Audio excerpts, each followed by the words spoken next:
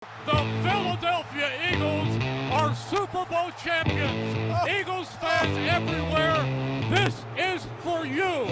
Let the celebration begin. Well, Rube, I've heard about dueling pianos before, but dueling press conferences is a new one for me.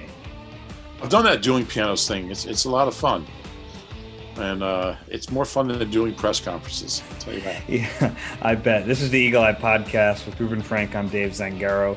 We're going to go through both of them. So at around noon, it was supposed to start on Thursday. We got a chance to talk to Howie Roseman and Nick Sirianni. And 12:30, Carson Wentz was having his introductory press conference in Indianapolis. Well, the Eagles started about 15 minutes late. So by the end of the Eagles press conference, Carson had already begun. So it was just, you were kind of following Carson and I was following the end of the Eagles one. And look, I hope this is the last time we really spend a bulk of the podcast talking about Carson, because it won't be. I'm getting a little fatigued at this point, but and I think some of the fan base probably is too, if I'm getting fatigued by it. But I think it's important to go through what he said, what Howie Roseman said in his first public comments that weren't to the team about this trade. And we'll try to put the trade to bed a little bit. It's not completely, because we know that we still have to figure out what that conditional pick turns into. And we're always going to watch Carson's career in this city. But let's start with Wentz's press conference. I thought that there was more intrigue there. Honestly, it was the first time he had spoken since December 6th.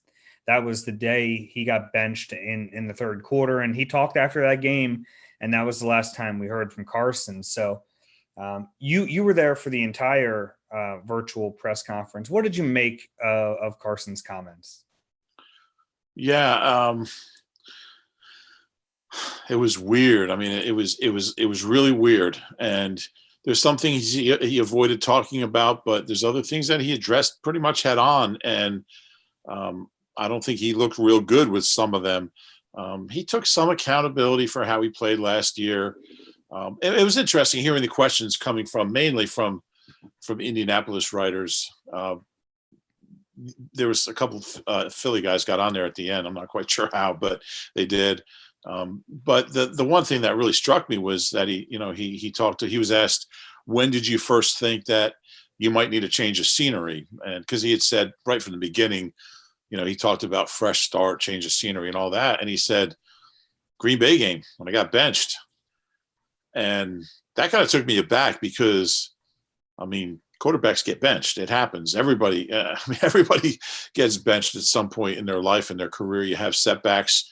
You don't perform at the level you want, and you get replaced. And to know that his initial reaction wasn't, I just got to work harder. I got to play better. I got to do everything I can to win my job back. I want to compete with this kid and beat him out. I want to beat out Jalen Hurts and win this job back. That wasn't his initial reaction. Was, I got to go somewhere else. That's disappointing.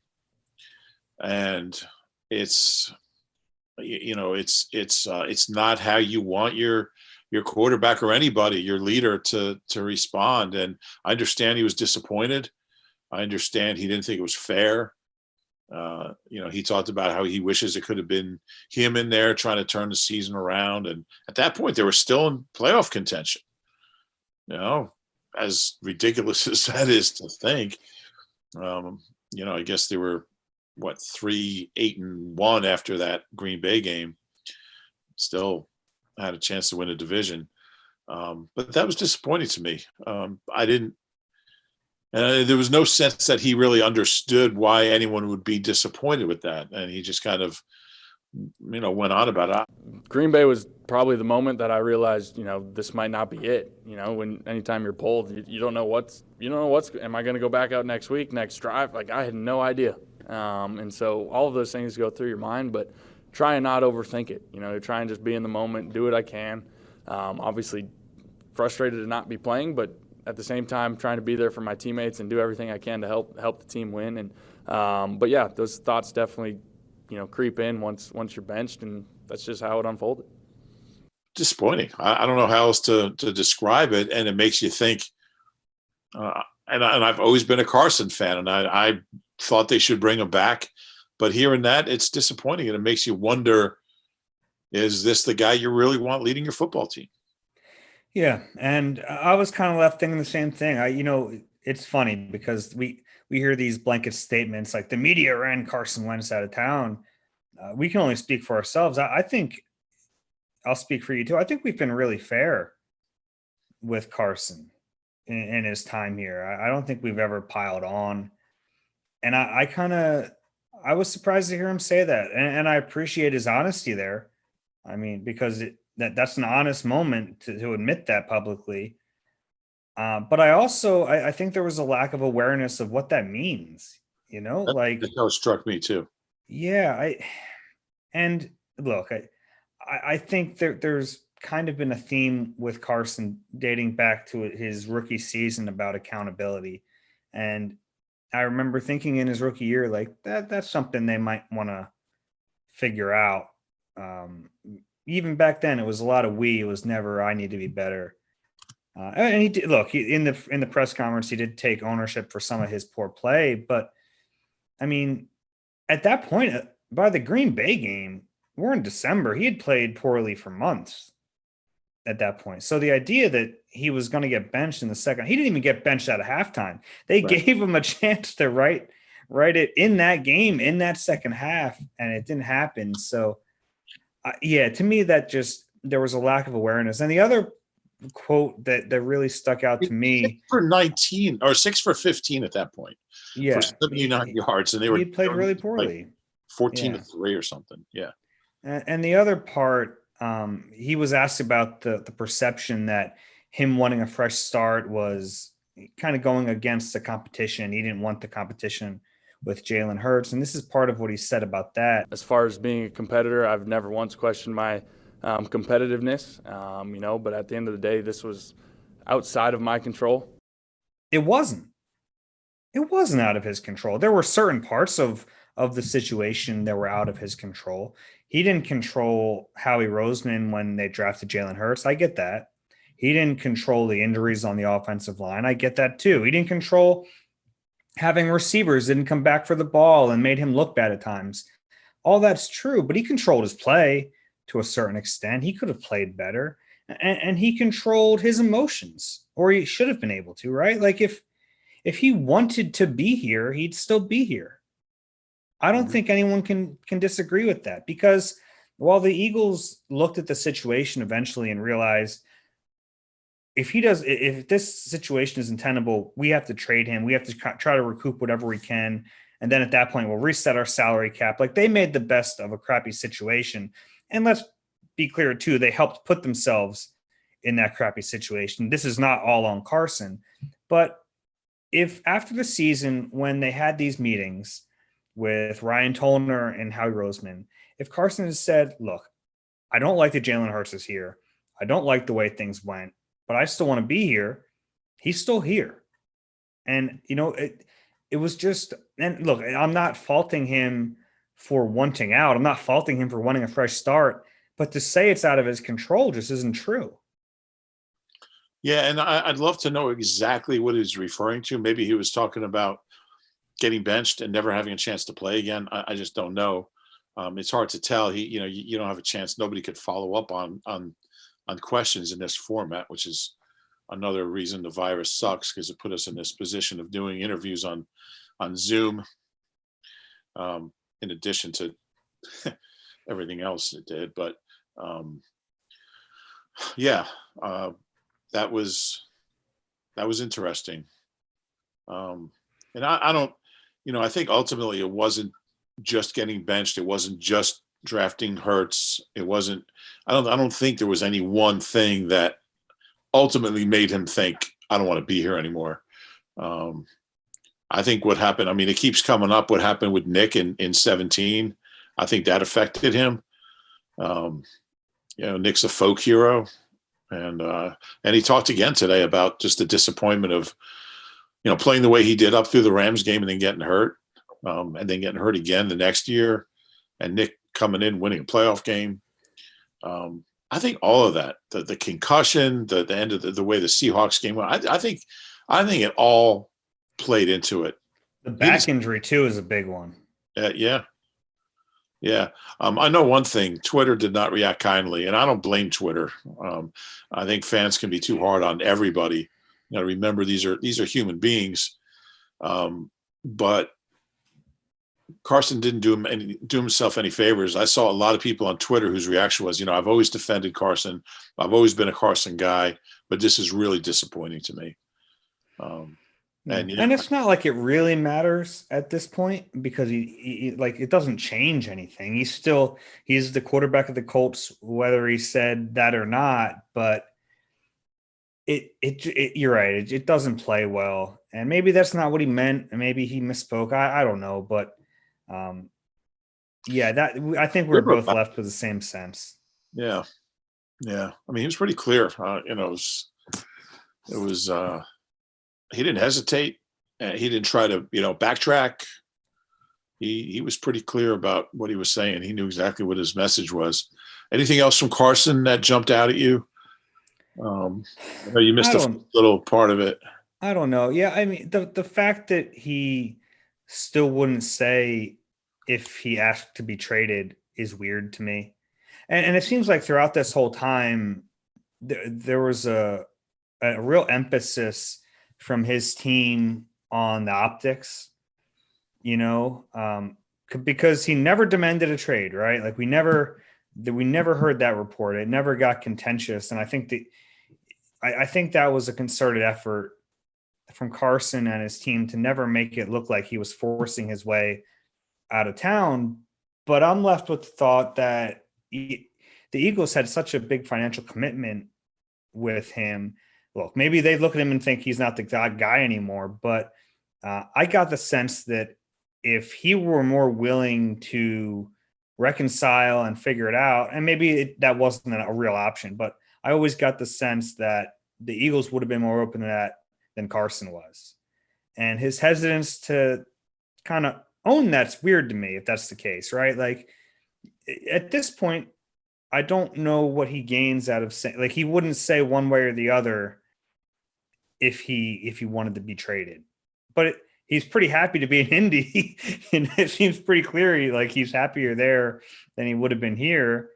The whole thing's strange. And this is just the whole situation's so weird, man. Like you wake up every morning and you think, how did they get here? And I still don't know. I don't know if we'll ever truly know everything. We will. We always do.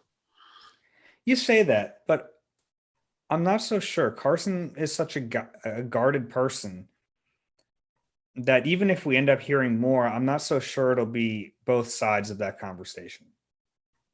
I'm confident. There'll be books. There'll be long form reads. There'll be who knows? Maybe you're right.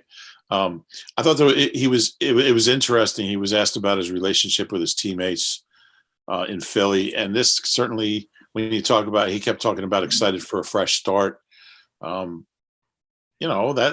certainly could be a factor in it. He talked about how frustrating this year was, not getting to know his new teammates because of the virtual nature of everything, and they were only together on the practice field really for the most part.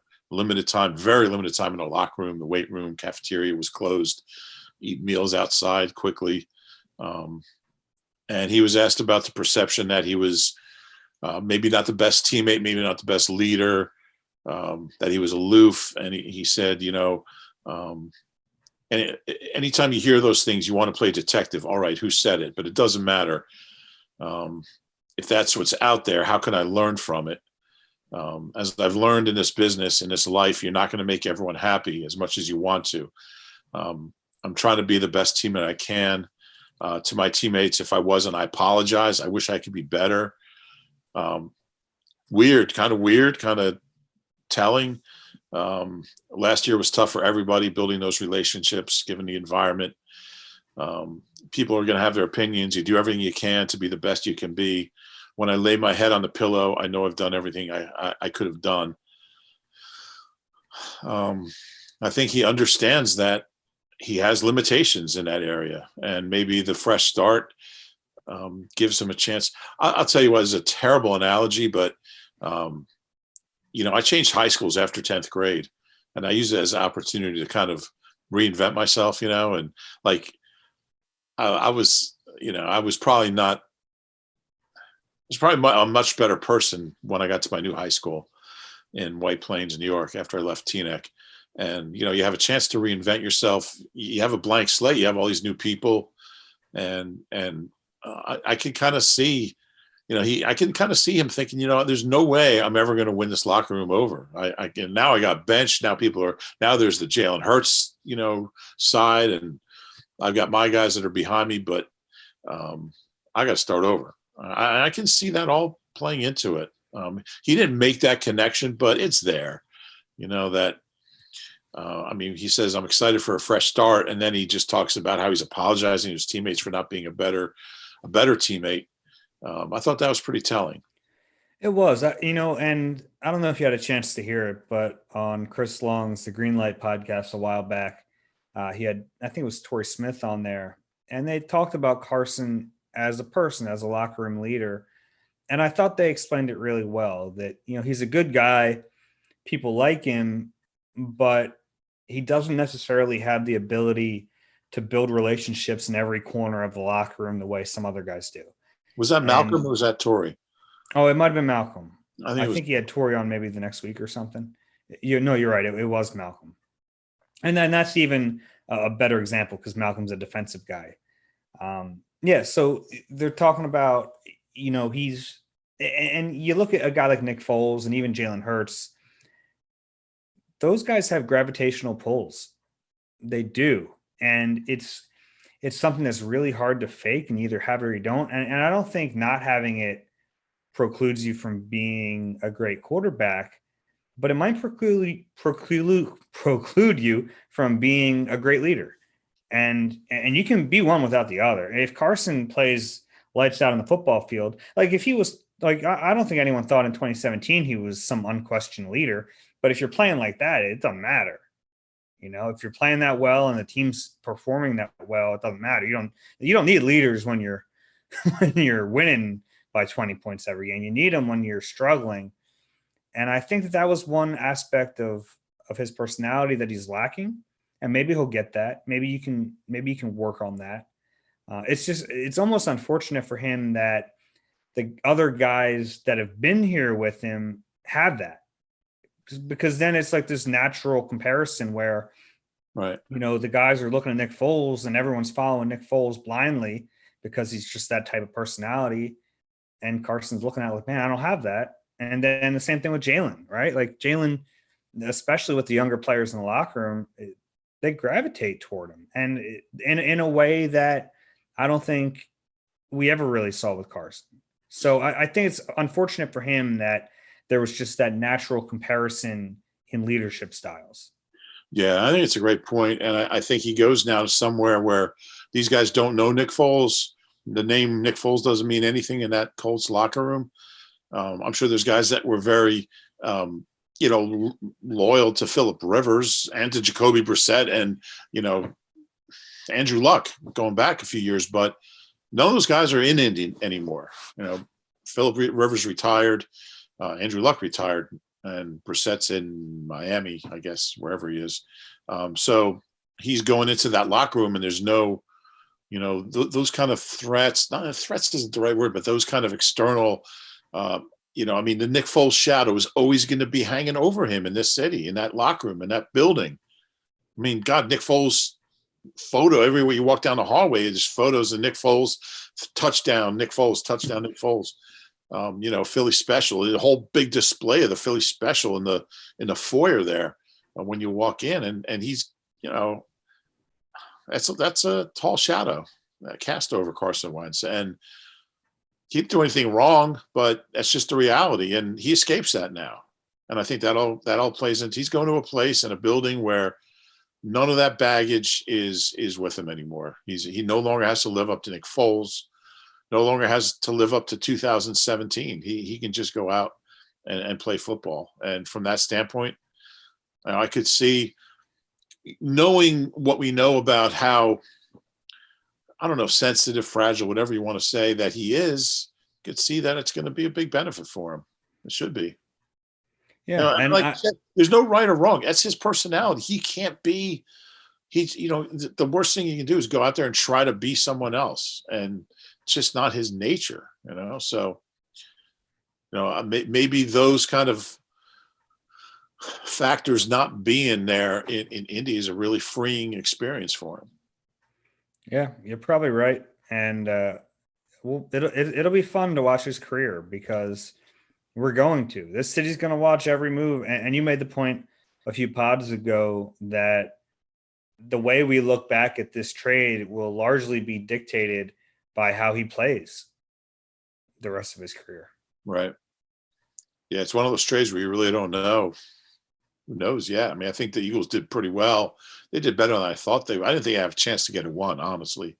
So the fact that they probably will get a 1, it looks like a good trade. But if Carson, wins 3 Super Bowls, then maybe it wasn't such a good trade.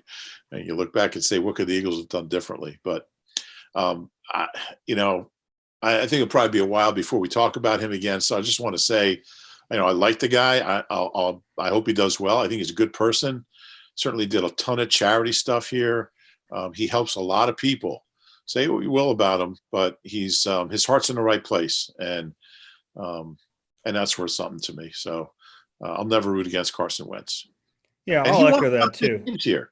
Yeah, and like we've been critical of him at times, and it's possible. It's very, like, we're critical with we still like the guy. I still think back to the day they drafted him, talking to him in the media house the day after, and I don't think any of us ever really forged a strong relationship with him because he is so guarded, but he's a likable guy, and you're right, he does a lot of good things, and I think his heart's in the right spot, and we'll see what happens with him. I wish him the best. There's a photo somebody sent me from draft day, and it's in the auditorium. I guess it's the next day when he had flown in. I guess he was in New York. I don't remember, but it was a day, I guess it's day 2 of the draft in 16. And Gunnar and I interviewed him, and we're like in our suits in the auditorium, cracking up over some joke. I don't remember what. And, I mean, that wasn't that long ago. And it's crazy to think how much has changed.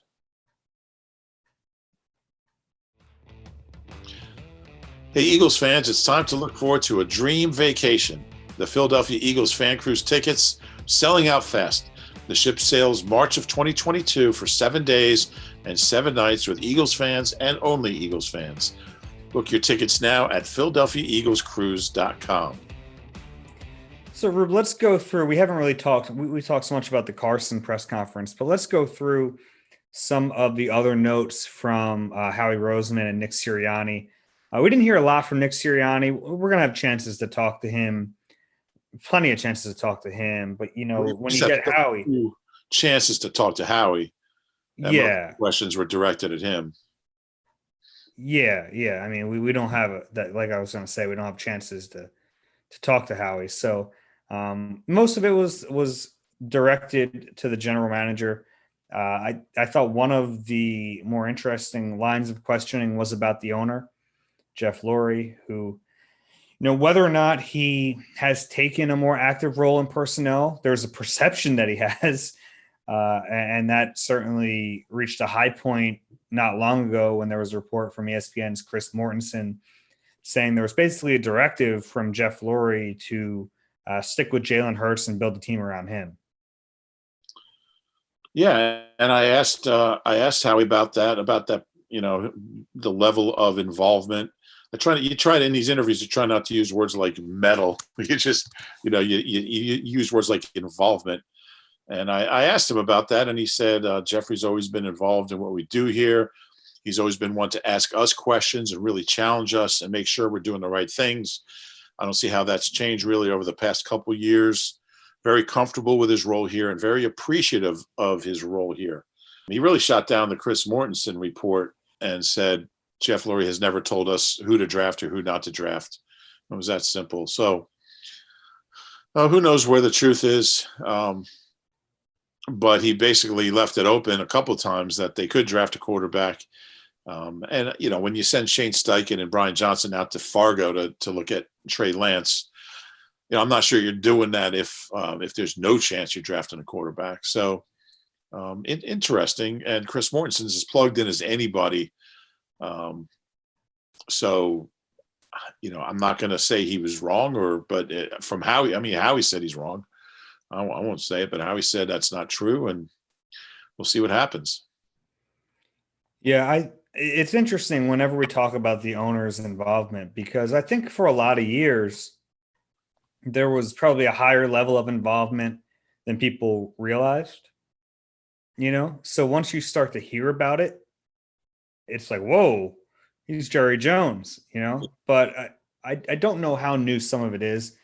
And we've talked about this before, but I think probably during the Andy Reid years when things were really rolling, Jeff took a back seat because you had, they were stable as any franchise in the league, and there's really no reason for the owner to meddle then.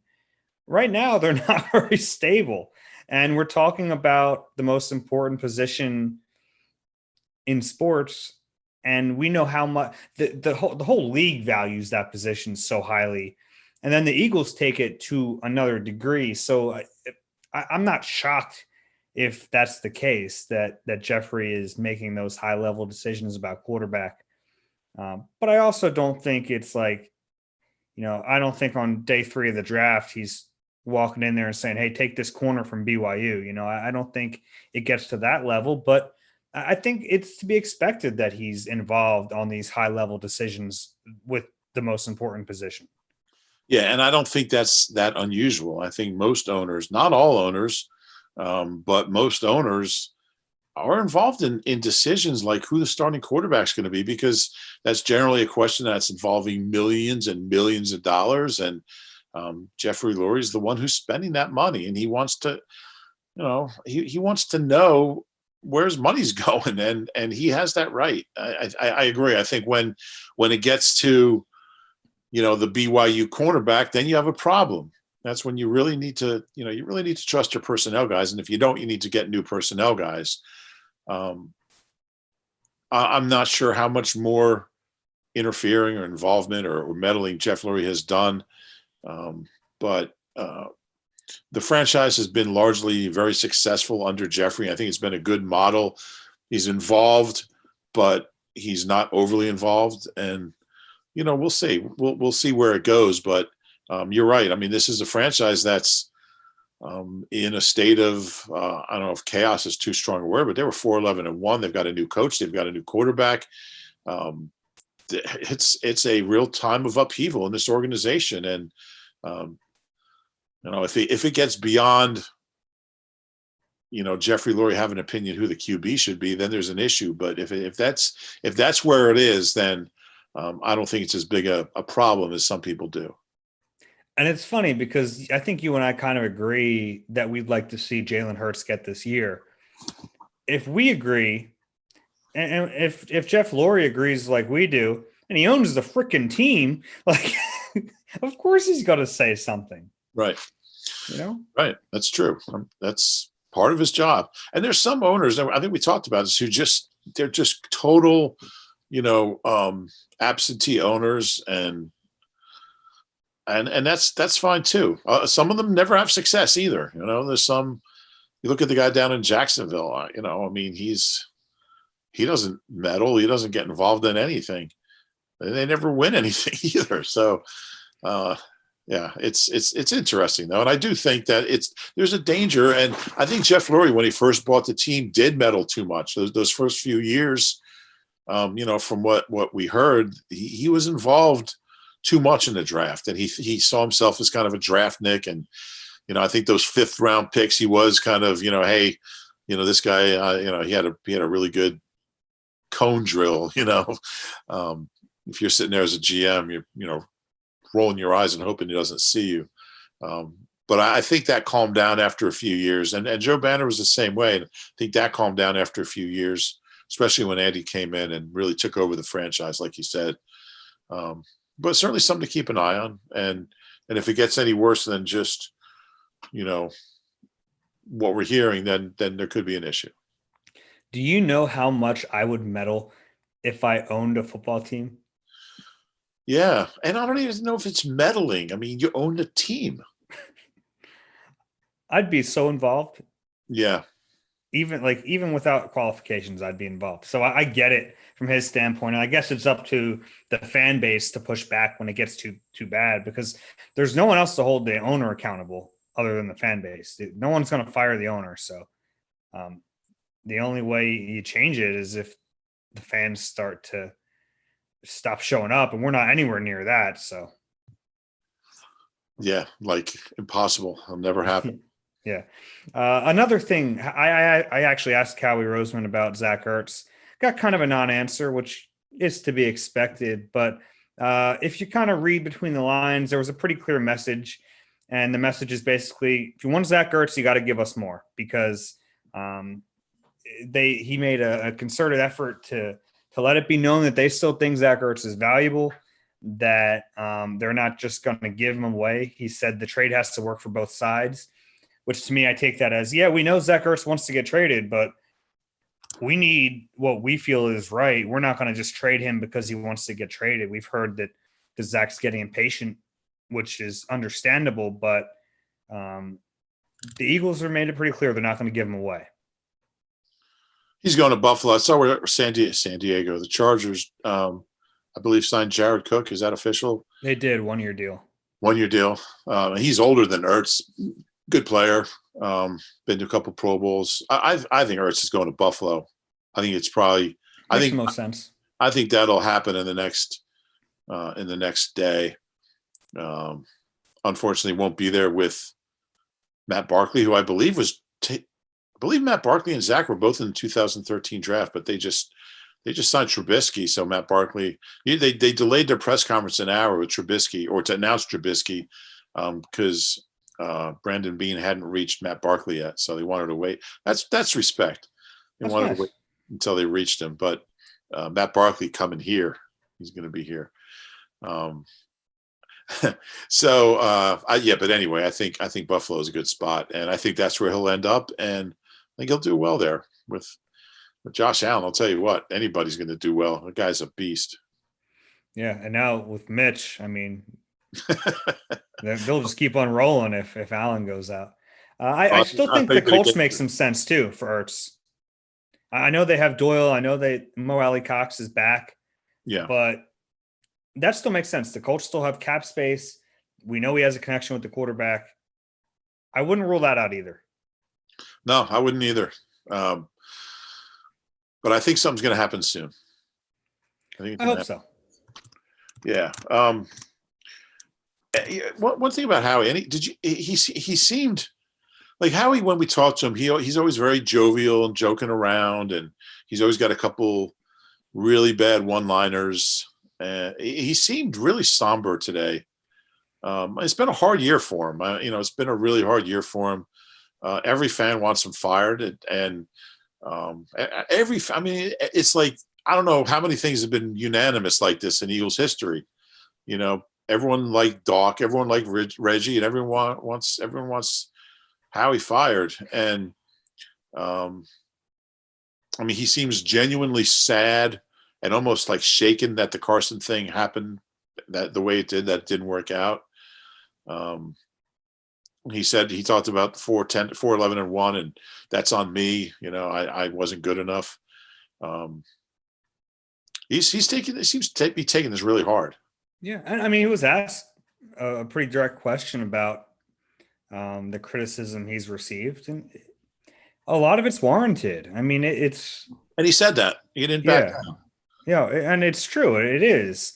And we've gone through this a million times with how Jeff Lurie views him opposed to how fans do. But yeah, a lot of this is on him, and even the disintegration of the relationship between Wentz and the team, a lot of it's on Howie. So and not all on Howie. I mean, but he played a big role in it. So I get why he'd be somber. This is not a good day in Eagles history when you trade the guy you thought was going to be the greatest quarterback in franchise history for a couple draft picks. Like, that's not what they wanted.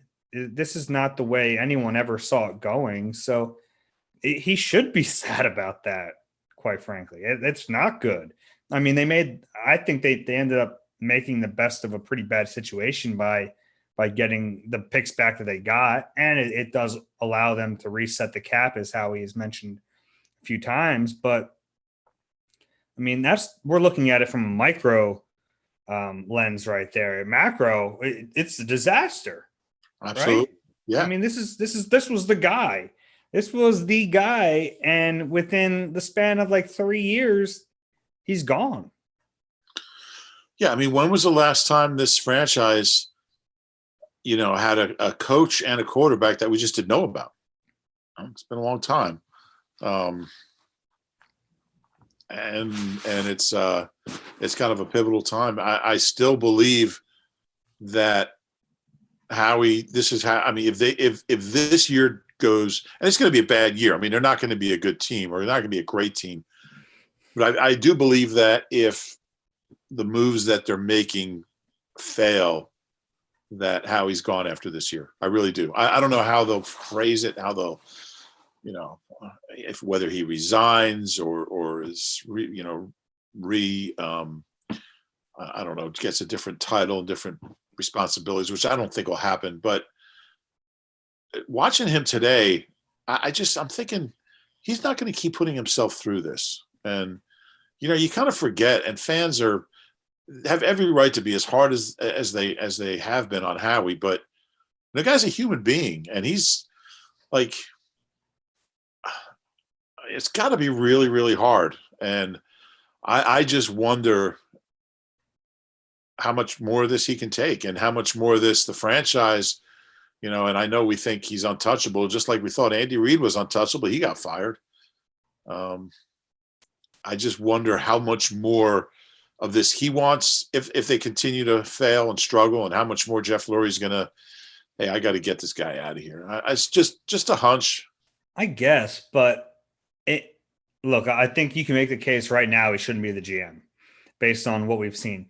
But to change, but if Jeff looks at him right now and thinks he deserves the job, I don't think that can change in a year in this situation, because they have no cap space. They're really not players for free agents, and they have all these draft picks that we won't know about in a year. Like, even if they show, you know what I mean? Like, I don't think there'll be enough there won't be enough in this 1 year to change Jeff's mind, or at least fairly from where he is now.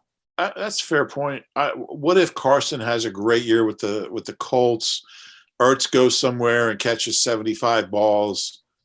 Jalen Mills makes the Pro Bowl. I don't know. Jalen Reagor, regresses. I hear you though. It's true.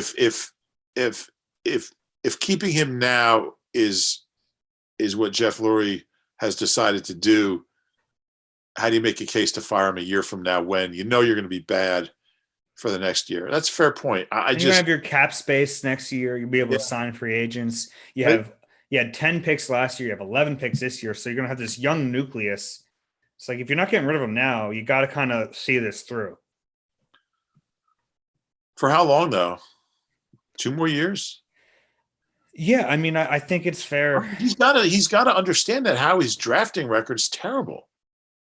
Yeah, which I agree with, but that's the argument for him not being the GM now, not for him not being the GM in a year. Well, what if none of these 10 picks this year, or it's going to, whatever it ends up being, what if none of them pan out, and the young guys from the last couple drafts don't get better? Dillard, Reagor, J-Jaw has another, if he's even here, has another bad year. And then you go into 2022 and say, well, we have all this cap space. We have all these draft picks. We have all these young players that, we just haven't panned out. I got 11 picks here. Who do I want making those picks? I'm just throwing it out here. I don't know. I just don't. I just don't know how much longer this franchise can go like this. I mean, they've never had, since Lurie bought the team in '94, they've never really had an extended period of losing. Never had that. 98 and 99 was really it. That was really it. 98 and 99, I guess 15 and 16, but they've never, they don't have long periods. And I just don't know how patient he's going to be if this thing keeps going in the direction it's going. Just my opinion.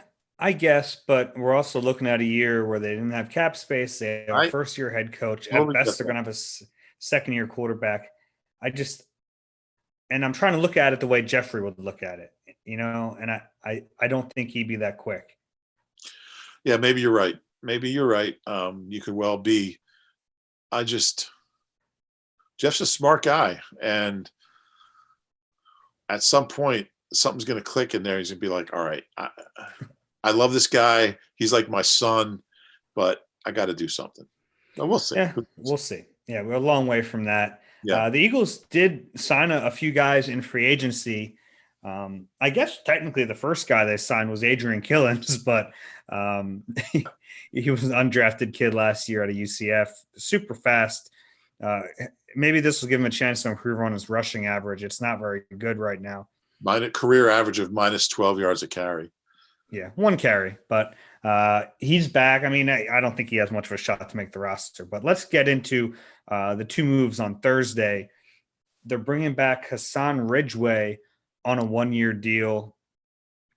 This makes sense. I actually thought there was a good chance of this happening. I think, were we split on him and stay or go? I think I knew you were going to bring that up. Yes, I looked it up. I had him going. You had him staying. Yes. Yeah. Congratulations. You got Hassan Ridgeway right. I don't know if it's a good move because he's been pretty good when he's on the field. He's been hurt the 2 years he's been here and the previous year in Indy. I mean, he hasn't stayed on the field. I don't know. I'm sure it's a minimum deal. The last 3 years. Yeah, it's tough to rely on. I'm sure it's a minimum deal. But I think there's some upside with that too. Yeah, you lose Malik Jackson, so now you have Hargrave and Fletch, but not a lot else. If he could stay healthy, I think he's a solid guy. I think he's a solid rotational interior lineman, and especially at Fletcher's age, you got to watch his snaps. I would think he's played a lot of football. So, but yeah, like you said, if he gives you 5 or 6 games, then what's the point? So they have Raekwon Williams, who's an undrafted guy, T.Y. Hilton, T.Y. McGill.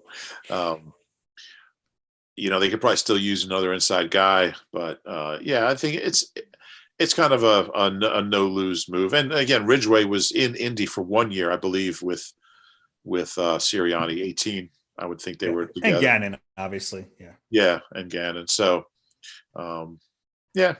good depth move. Yeah. The thing I like about him is it's hard to find pass rushing interior linemen for cheap. Like a lot of your rotational guys, your backup players are more like run stuffing tackles, but Ridgeway has some pass rush upside. So he does. That's what I like about him. It's not like you can find the run stuffers. Those guys are, I don't want to say a dime a dozen, but they're out there. But if you can get some legitimate pass rush in your rotation from your depth guys, then I think it's worth it. We got to see if you can stay healthy. That's the big question. Always will be with him. Yeah. The next guy was safety Andrew Adams. Interesting player. He's played a lot in this league. He comes from Tampa Bay. Just come off a Super Bowl victory there. He didn't play much on defense, only a handful of snaps on the defensive side of the ball. He was a big special teamer, but he has started games in this league. I think 32 starts in his 5-year career, former undrafted kid out of UConn. So it's probably a depth signing, but they don't have much of safety right now. No, it's a guy with some experience. I mean, he's 28. He's, like you say, he's played 70 some odd games, and he had 4 picks 1 year when he played more defense in 18. I think he got Carson back in 16 when he was with the Giants, I believe. Yeah, as a rookie. Well, that's Carson's rookie year, yeah. His first, both their rookie years. I think his first career pick was against Carson. So there's that. Back when he wasn't throwing that many. I guess he threw 14 as a rookie. But anyway, depth guy. I think he's not a guy you want being an everyday starter, but looks like a good special teamer who can get you through a couple starts if he has to. But obviously they've got a lot of work to do at safety, especially with Rodney's status, unknown coming off the injury. Yeah, Jalen's gone. Rodney's hurt. Kayvon Wallace, I think, has upside, but we just don't know. Braylon Arnold, Marcus Epps, they're all young players with, a little bit. I think Kayvon probably has the most upside, but kind of put all those guys in the same boat. And then the other one we don't talk about enough is Avonte.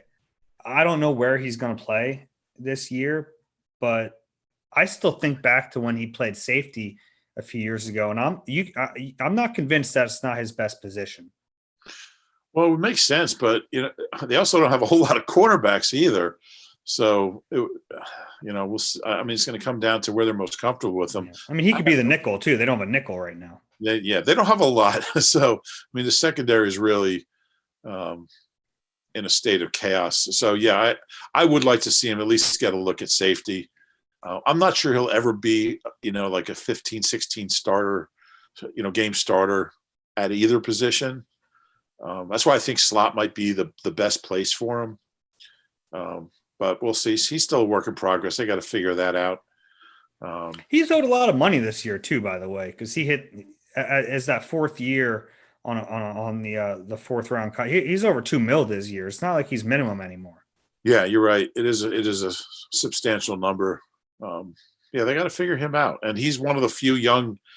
He's not that young anymore, but he's one of the few guys who has at least shown something as a defensive player. It's been a while, but it'd be interesting to see what they do with him. Yeah. You got anything else before we wrap this up? No, I do want to wish luck to Colgate. They open up in the NCAA tournament tomorrow, one of the early games. Colgate plays Arkansas, I think. I think it's a 1-16 game. I got Colgate winning the whole tournament. But I want to give a shout out because their coach, Matt Langle, is from Morristown, played at Penn. Shares something in common with Doug Peterson's son. They were both Burlington County Times golf player of the year. I covered Matt Langle when he played at Morristown, but his dad, John Langle, was Reggie White's attorney when Reggie sued the Eagles in 1989. When his agent secretly wrote an option year into Reggie's contract and then mysteriously went to work for the Eagles about a month later. Reggie thought he was a free agent and found out the Eagles had an option to keep him for a year, and he sued them saying he had no knowledge of this option year, and his agent went to work for the Eagles. It was a little fishy. Now he sued them in district court. I covered the trial, and Matt Langle's dad was his attorney. So what happened? I'm sorry? What happened? Well, they settled out of court the morning of the trial. And the Eagles gave Reggie a new contract and a raise and wiped out the option year. And he ended up playing 3 more years with the Eagles. But John's infant son at the time, Matt Langle, now coaches Colgate. And he's from here. He played at Penn. He was a really good college player. And, so that's I got my bracket. I got Colgate winning the whole thing. So I think I got a pretty good shot. Yeah, put $1 down on that. You'll walk home a rich man. And good luck to Villanova and Drexel men and the Drexel women who are also in the tournament. If you enjoyed the Eagle Eye Podcast, do us a favor. Please rate and subscribe wherever you get your pods. If you're watching on YouTube, hit the subscribe button there. We appreciate you guys as well. It's still free agency. The Eagles, they're slow out of the gate here, but as they make more moves, we'll be back with you soon. For Rube, I'm Dave. This has been Eagle Eye. We'll talk to you soon.